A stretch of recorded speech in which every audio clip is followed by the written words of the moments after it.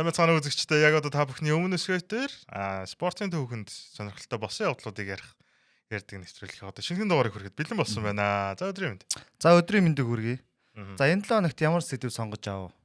За спортын төвхөнд ялангуяа за тамирчдад багт ер нь одоо тохиолддог юм азгүйч юм уу нэг аз дотсон харамсалтай тохиолдлууд байдаг шүү дээ.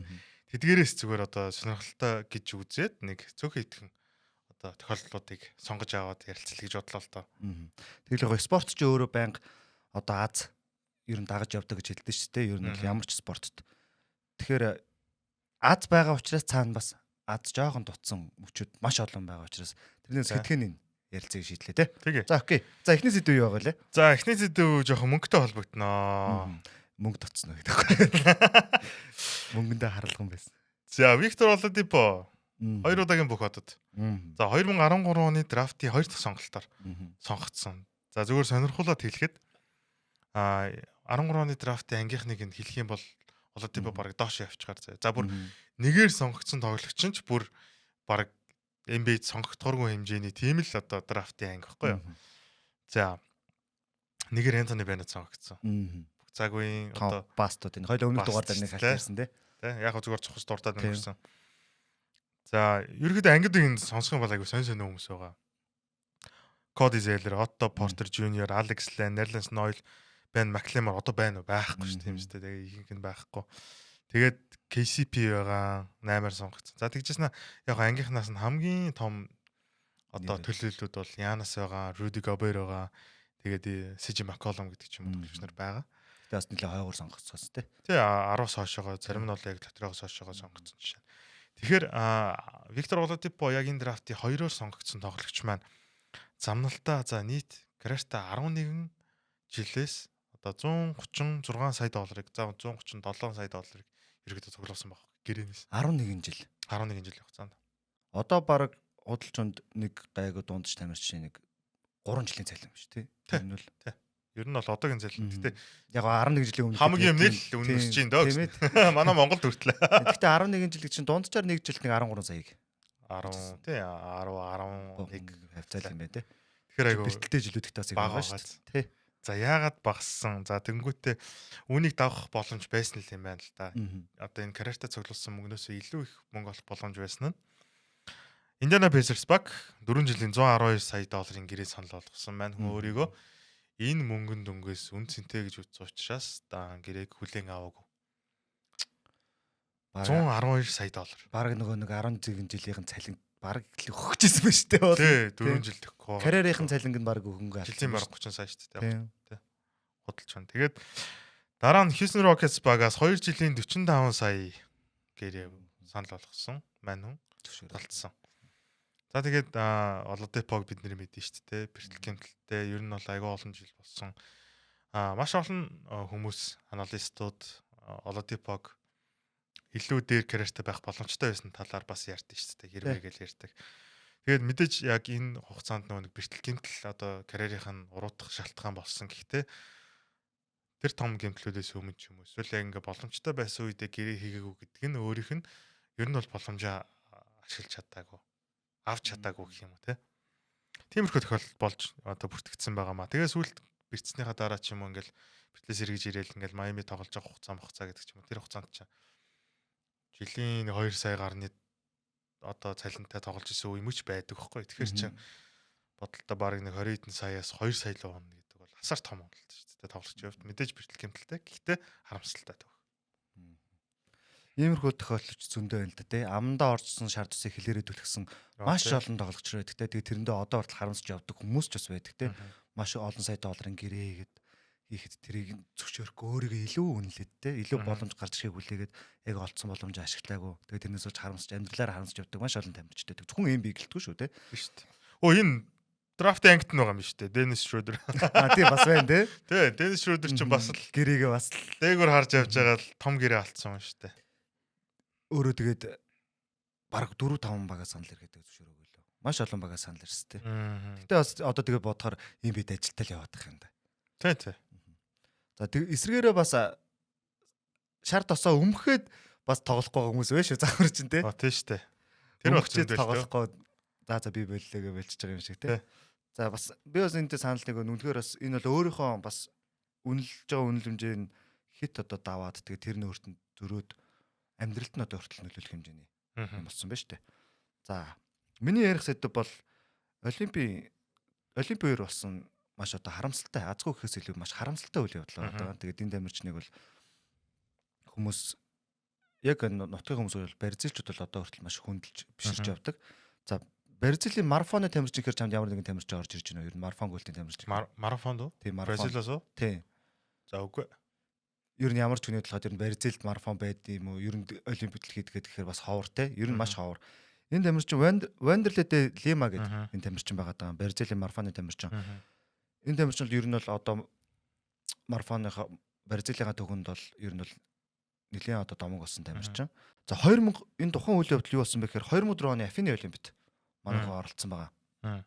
За Афины олимпиад оролцоход марафоныхаа төрөлдөө оролцоод ингэж гүйж хахад тухайн үед маш олон топууд байсан. Өөрөө тэрнээс өмнө маш олон өндөр зэрэглэлийн тэмцээнд ороод дандаа хамгийн дээдэлтэй нэг 3 дугаар байр, 5 дугаар байр, 4 дугаар байр ч юм уу те авч явж байсан. А гэхдээ энд олимпиад заавалчгүй медаль авах гэсэн зорилготой орж өөрийнх нь форм ч гэсэн маш хангацсан байсан.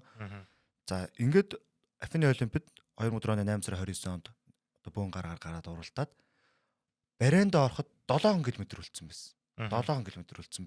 Тэгэхэд манай хүний хамгийн одоо ард нь явж байгаа ойрхон ард явж байгаа нь 100 м гаруй зайтай. Аха. Ингээ бодохоор манай төрүүлэх боломж маш их өндөр байсан. Ингээ гүйчитэл одоо би чамд нэг бичлэг үзүүлье. Энэ бичлэг дээр маш тодорхой харагдана.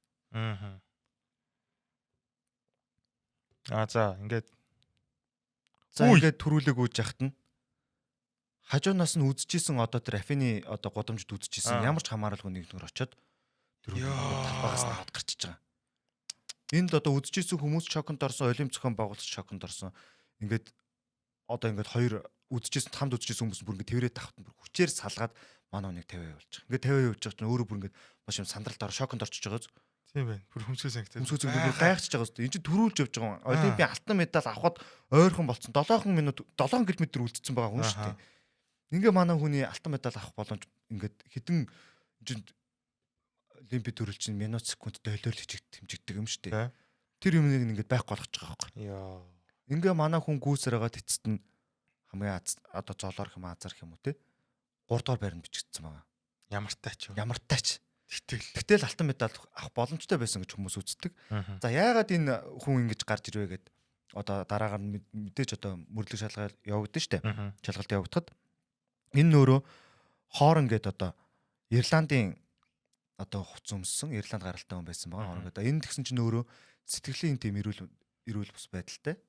За тэгээд дээрээс нь тухайн үед согтууруулах хундаа хэрэгэлсэн байдалтай ийм хүн байсан байна. Тэгээд яагаад та ийм үйлдэл хийсэн бэ гэдгсэн чинь олонний анхаарал төртөх зорилготойгоор би ийм үйлдэл хийсэн гэсэн байна. Хайр юм. Энэ хүнийг тэгээд энэ хоорон гэд хүнийг судлаад үзсэн чинь энэ бас өмнө 2003 онд болсон Британд болсон бас томоохон одоо марафоны тэмцээн дээр бас гарч иж одоо марафонд гүйж байгаа оролцож байгаа хүмүүсийн дунд орж гүйж бас явж исэн. Самар одоо өмнө тарьж ингэж хүмүүсийн анхаарал төрчихсэн. Тэрнийхээ одоо кафер гэх юм одоо юу гэдэг тий. Тэрүүгээрээ дахиад ингэж Афин дээрээ ингэж бүхэл бүтэн олимпийн марафоны тэмцээнийг самраа ичиж байгаа. Тэгээд Вандерле Лимад энэ бол тун харамсалтай үйлдэл явуулсан. Одоо өөрөөс шалтгаалгүйгээр одоо гадны нөлөөтэйгээр маш юм азгүй тохиол яваад хүрэл медаль хүртсэн.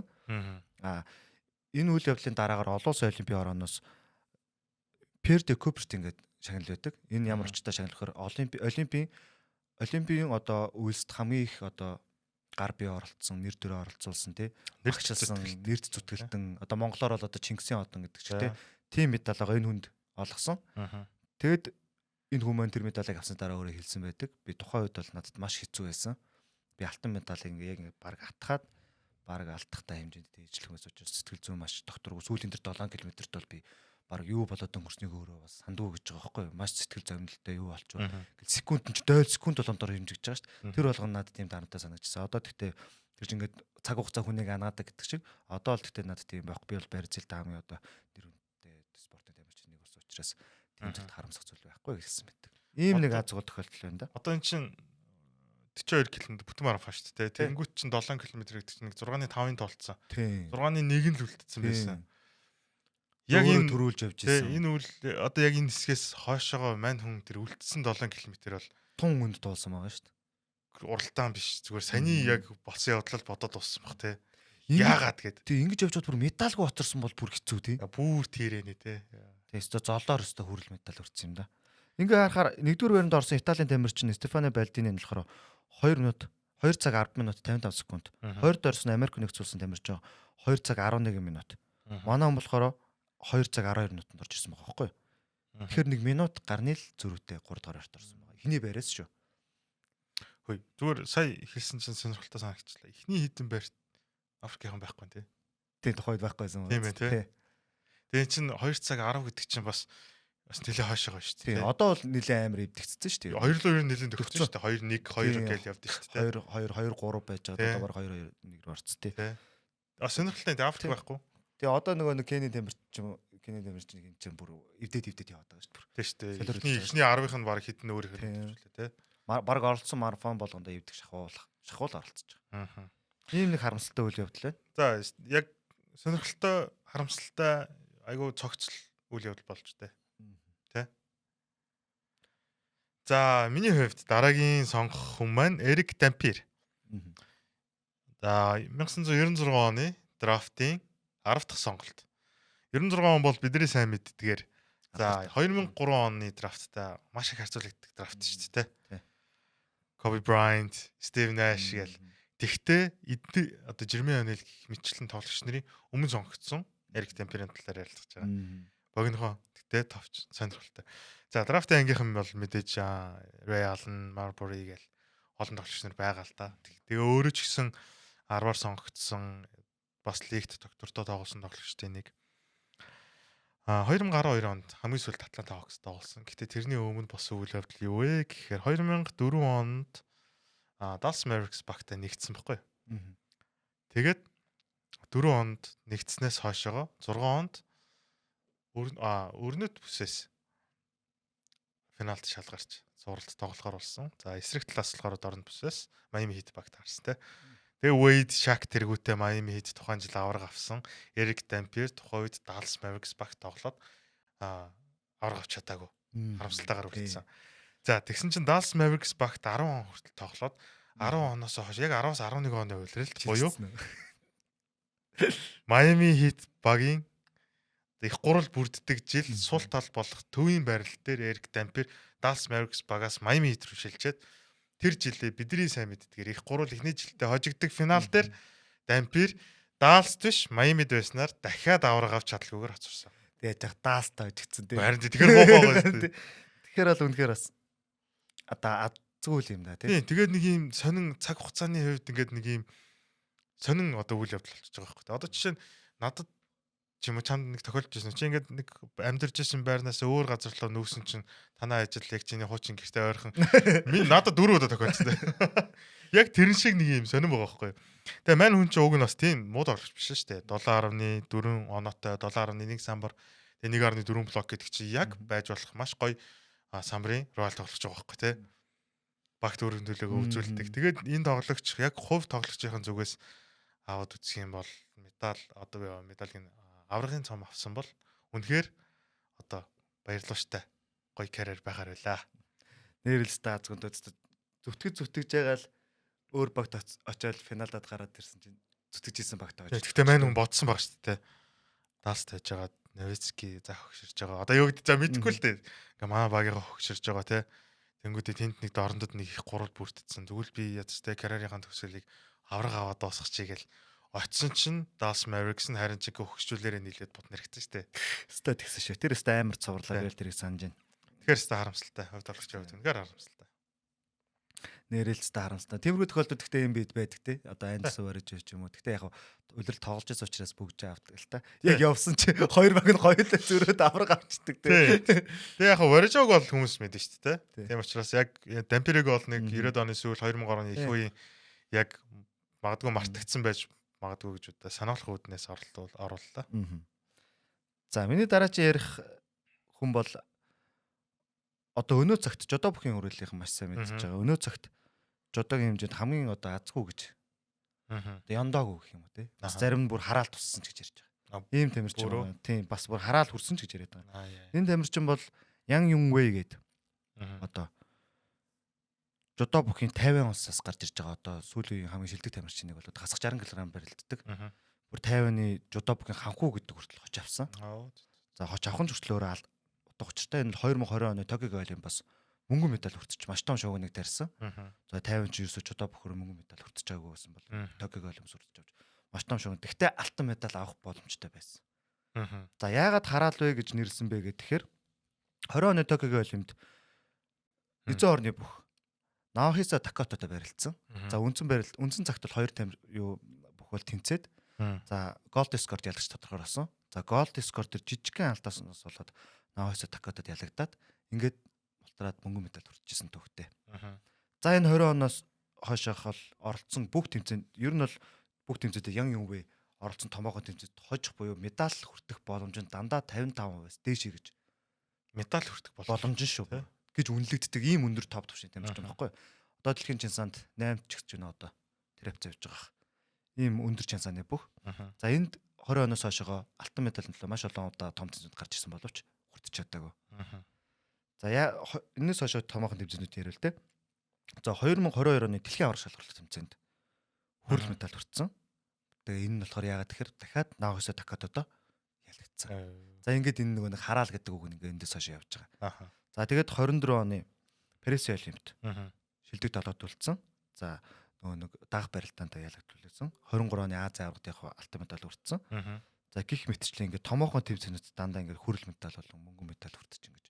За Гранд Сламын тэмцээнд медаль хүртдэг. Гэхдээ хамгийн томоохон одоо өөрийнх нь чансааг мэдрүүлэх том тэмцээнүүдтэй алтан медаль одоо хүртэл хүртэж чадаагүй гэдгээр энэ тамирчныг бол жудо бүхийн одоо цагийн хамгийн азгүй тамирчныг гэж хэлж байна да. Яа тийм бол харин тэгэхээр сонирн байгаад байгааз.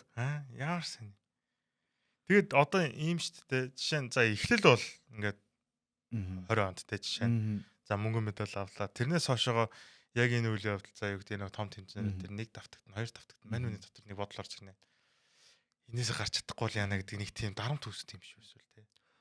Ялангуяа одоо олимпик дэлхийн авраг гэдэг ч одоо хамгийн топ тэмцээн шүү дээ. Тэрэн дээр л ерөөсөө л ихний одоо зоогоо толгойлоод ч юм уу те гарч ирчээд тэрнээсээ цааш явж чадах эсвэл гарч ирчээд медаль төлөх барилтанд дотор унаад байна гэхээр үнэхээр хэцүү л те. Тэгэхээр яг тэр нэг том тэмцээний сэтгэл зүй яг нэг өмнөх одоо жишээ нь зүйлсэн л бүрэн амьдэрч чадахгүй байх шиг байна те. Тий. Бас зүгээр нөлөөлөл болдог. Тий одоо энэ доор харж байгаа тэр алтан медалийн төлөх барилтаан дээр ялагдсны дараагаар бол үнэхээр хэцүү зургалтай харагдсан. Хэцүү байна. Тэгээд 24 оны Парис Олимпиад ч гэсэн маш өндөр хасах жардаа бол бас ихний бас медаль авах тоонд л явжсэн. Тийм тамирч юм байсан. Тэр ийм нэг бас юм нь болж өгдгөө. За би бас энэ дэр Монгол бүчүүдээс хамаагүй ярмааргүй байна л та тий. Болж өгдгөө тиймэрхүү бас тохиолдлууд байд юм а байддаг. Тий. Сонирхолтой. Гэхдээ харамсалтай бас давамгаалах юм байна. Яг энэ тий харамсалтай тий. Харамсалтай тий. За өнөөдрийн хоёулын ярилцах хамгийн сүүлийн хүн нь бол хөлөг мөнгөний төлөөлөл байна. Михаил Баллак. Герман шгшөөгийн бас маш гоёмсог тоглогч нарын нэг байсан л та. За энэ хүн яагаад энд орвоо гэхээр ер нь хөлөг мөнгө сонирхогчд маань бас мэдэх байх. Зарим нэгэн бас мартсан хүмүүс нь сануулъя. Мэдгүй хүмүүс нь сонирхуулъя гэдээ оруулсан юм аа. Мань хүн за нэг юм 2002 болон 2008 оны нэг юм хоёр мөчлөгт тухайн жилдээ төрүүлэх боломжтой байсан том тэмцээнүүдтэй бүгдэнд нь ялагдсан тийм эвгүй одоо тохиолдол болчиход байгаа байхгүй. Бүгдэнд нь ялагдсан гэхээр бүгдэн дээр нь финал чалгарсан гэсэн үг. Ер нь бол тэгсэн. За би одоо ингэж Бундслиг бол угаасаа эн чинь тойроор тоглож байгаа шүү дээ. За тэгсэн чинь Бундслигт 2002 онд сүүлээсээ 2 дахь тойрог дээр оноо алдаад цом авах боломжийг алдчихж байгаа байхгүй. Сүүлээсээ 2 дахь тойрог дээр. Тухайд Баер Леверкусен клуб тоглодог байсан. Жинхэнэ нөгөө нэг хэд эрен дээрээ өстө ирж исэн л яг өөрийгөө харуулж исэн бас үеийн нэг л дээ. Тэгээ 33 дахь тойрог эхлэхийн өмнө Боруссия Дортмунд 61 оноотой, Баер Леверкусен одоо өөрийнх нь багийн 63 оноотой илүү байсан байгаа байхгүй. Тэгсэн чинь Нюрнбергт хожигдсон нэг тэг харьцаатайгаар. Тэгсэн чинь Боруссия Дортмунд оноо алдахгүй 2 хожоод оноо дээр гараад аврах авцсан. Ерөөсө бариулчихж байгаа байхгүй.